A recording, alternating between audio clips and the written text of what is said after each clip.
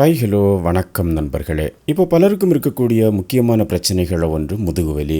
இப்படி முதுகுவலியால் அவதிப்படுபவர்கள் சரி செய்ய முயற்சிக்கிறேன் என பல தவறுகளையும் செய்வார்கள். இப்படி செய்யக்கூடிய சில தவறுகள் முதுகுவலி குணமடைவதை மேலும் தாமதப்படுத்தும் என சொல்லப்படுது.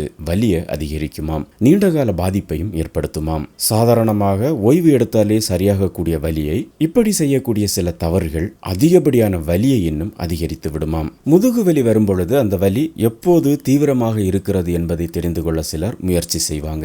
அப்படி கண்டறிவதில் ஆர்வமிக்கவராக நீங்க இருந்தா அதை செய்யக்கூடாது என சொல்லப்படுது. படுத்தால் வலிக்கிறதா, நிமிர்ந்தால் வலிக்கிறதா, இல்லை குனியும் பொழுது குனிந்து நிமிரும் பொழுது வலி இருக்கிறதா என்பதை கண்டுபிடிக்க எந்த சுய பரிசோதனையையும் செய்யக்கூடாது. இது வலியை அதிகரித்து விடும் என நிபுணர்கள் சொல்றாங்க. இப்படி நீங்க செய்யக்கூடிய சுய பரிசோதனையின் மூலமா சின்ன வலி கூட பெரிதாக மாறக்கூடுமாம். இது வலியை அதிகரிக்கவும் செய்யுமாம். அதனால் இப்படிப்பட்ட விஷயங்களை செய்யக்கூடாது என சொல்றாங்க. முதுகுவலி வந்தால் மருத்துவரை கலந்தாலோசிப்பது நல்லது எனவும் சொல்றாங்க. முதுகுவலி இருப்பவர்கள் சோசியல் மீடியாவை பார்த்து எந்த பயிற்சிகளையும் செய்யக்கூடாது என சொல்கிறார்கள் நிபுணர்கள். காரணம், எதனால் உங்களுக்கு முதுகுவலி வந்திருக்கிறது என்பதே தெரியாது. அப்படிப்பட்ட நிலையில நீங்க தெரியாத ஒரு விஷயத்தை, ஒரு பயிற்சியை செய்யும் பொழுது இது முதுகில் டிஸ்க் பிரச்சனையை ஏற்படுத்தக்கூடிய வாய்ப்பும் இருப்பதாக சொல்லப்படுது. முதுகுவலி வரும்பொழுது உடனே வலியை குறைக்க வலி நிவாரணி மாத்திரைகளை சிலர் எடுத்துக்கொள்வாங்க. ஆனா இப்படி செய்வது தவறு என சொல்றாங்க.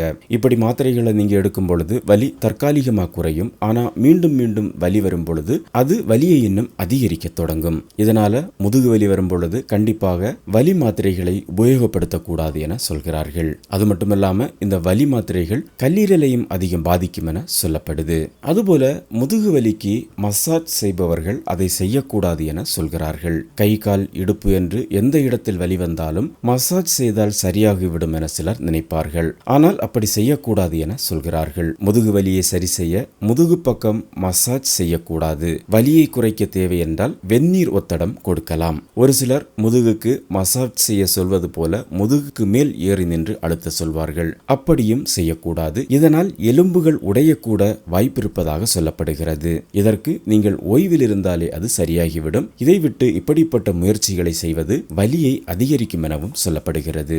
அதுபோல ஒரு சிலர் முதுகுவலி வந்தால் அருகில் இருப்பவர்களிடம் இதற்கு என்ன செய்யலாம் என கேட்பார்கள். சில நேரங்களில் தவறான வழி நடத்துதல்களும் இருக்கும். இப்படி தெரியாதவர்களிடம் நீங்கள் கேட்டு அதை செய்யும் பொழுது இன்னும் முதுகுவலி அதிகரிக்கக்கூடிய வாய்ப்புகள் அதிகமாகும். முதுகுவலி ஒரு பொதுவான பிரச்சனை. இதை பற்றி அதிகம் கவலைப்படக்கூடாது எனவும் சொல்கிறார்கள். உடலை சரியாக பயன்படுத்தினால் ஒரு சில வாரங்கள்ல முதுகுவலி கட்டுப்படும். முதுகுவலி வந்தால் ஆபரேஷன் தான் தீர்வு என நினைக்கவும் கூடாது. முதுகுவலி வருவதற்கான காரணங்கள்ல முதன்மையாக இருப்பது நாம் சரியாக உட்காராமல் இருப்பது, அதிக எடையை தூக்குவது, இதை தவிர்க்க உடற்பயிற்சி செய்வது, சரியான உடல் எடையை பராமரிப்பது, உட்காரும் பொழுது சரியான நிலையில உட்காருவது போன்றவற்றில் அதிக கவனத்தை செலுத்த வேண்டும் எனவும் நிபுணர்கள் சொல்றாங்க.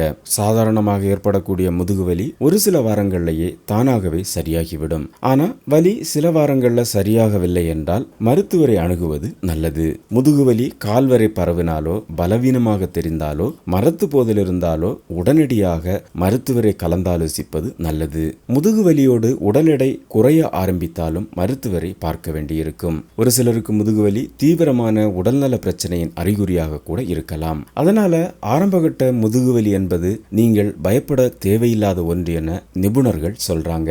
இது ஒரு சில நாட்கள் அல்லது ஒரு சில வாரங்கள்ல சரியாகிவிடும். தொடர்ந்து உங்களுக்கு முதுகுவலி இருந்தால் அதற்கான மருத்துவரை சந்தித்து ஆலோசனைகளை மேற்கொண்டு சரியான சிகிச்சையை எடுக்கும் பொழுது முதுகுவலி சீக்கிரத்தில் சரியாகும். இதுவே நிபுணர்கள் சொல்லும் கருத்து.